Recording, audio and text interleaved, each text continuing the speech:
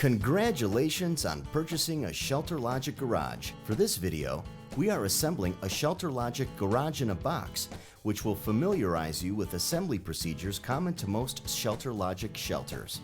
Please be sure to refer to your instruction manual for specific instructions pertaining to your shelter. Most ShelterLogic garages can be fully assembled by 2 to 3 people in approximately 2 hours. Start by setting out all parts of your shelter on a large, flat surface. Check that all parts indicated on your parts list have been included in your kit. Each frame component is labeled for easy identification. In the event of a missing part, do not call the retailer where you purchased the shelter. ShelterLogic will promptly assist. Call us direct at the toll-free number for your area found in the instruction manual. Begin assembly with the roof structure. Lay out the roof frame parts as illustrated in the instruction manual. Be sure to identify the correct parts for each connection before you begin.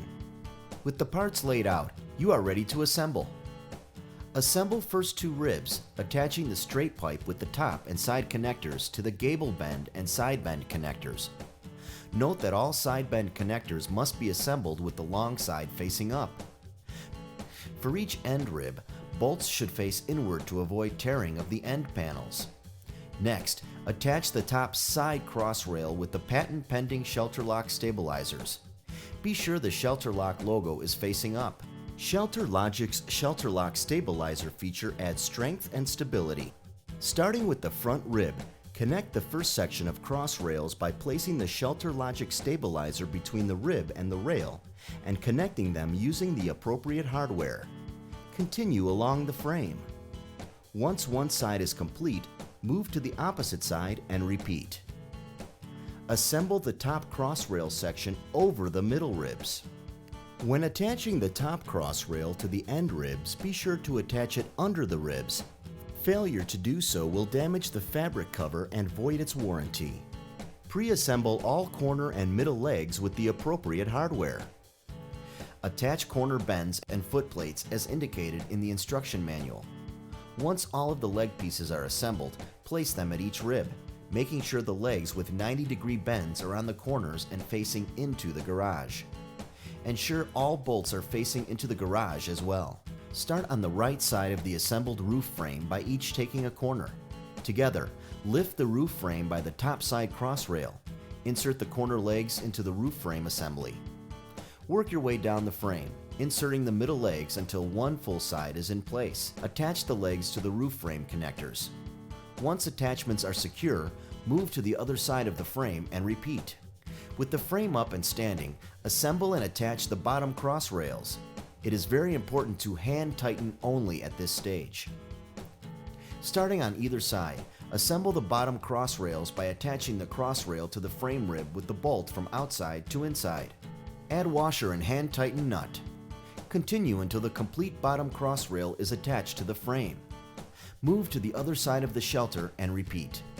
Note, you will need to disassemble the bottom cross rail after pulling the cover onto the frame. The bottom cross rail must be attached to ensure accurate, square placement of the frame upon its final destination. Once the unit is in place, measure the distance of the end rib openings, outside to outside. This measurement should be equal to that noted in the instruction manual.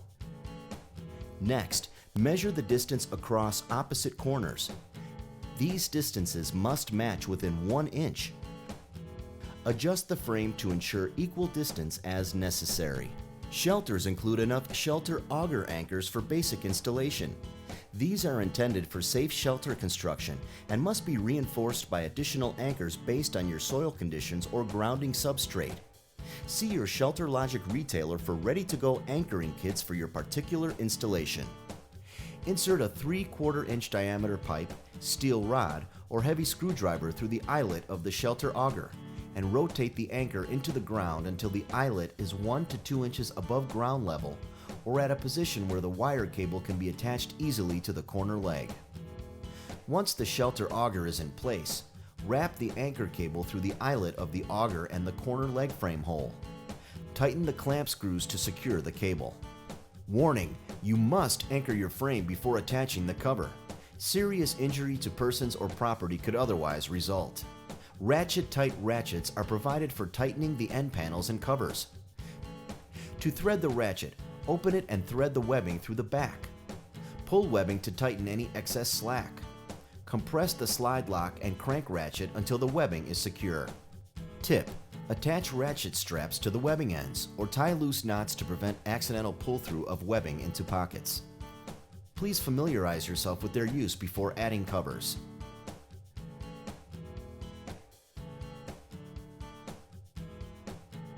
Disconnect the top rail from the end rib by removing the 3-inch screw. Loop the webbing around the end rib. Pass the top cross rail back through the gap between the webbing and rib frame. Reattach the top cross rail to the end rib. Hold the end panel at the top center with the white inner surface facing inside the shelter.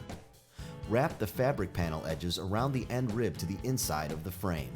Remove nut and pass the web strap through and around the top side rail. Reattach nut and tighten. Repeat for each side of the end rib.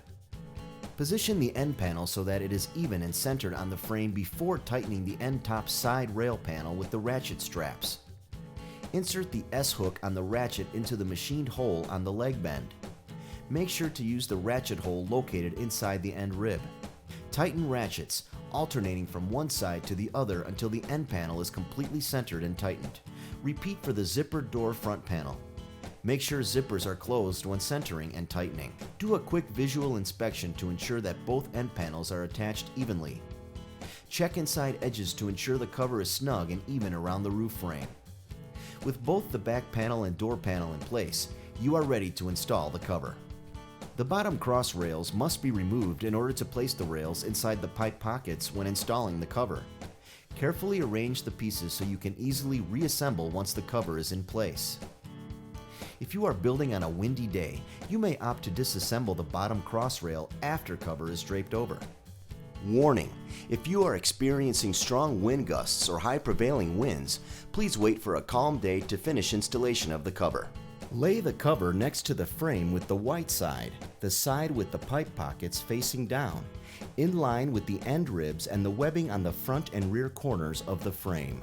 Tip: attach ratchet straps to the webbing ends or tie loose knots to prevent accidental pull-through of webbing into pockets. Pull the cover over the frame, making sure to center it. Check that there is an equal amount of overhang at all corners.